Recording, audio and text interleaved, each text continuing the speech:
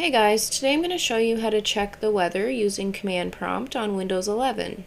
Go to search, type in command prompt, COMMAND, space PROMPT, click run as administrator.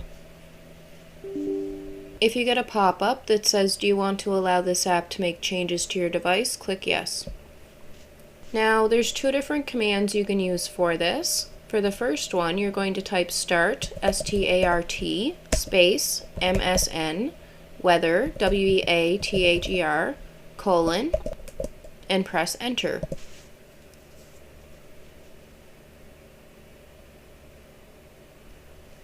So as you can see, that opens the weather.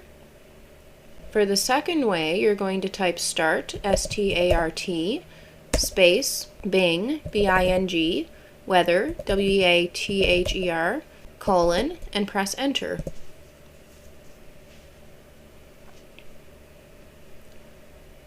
As you can see, that command also opens the weather.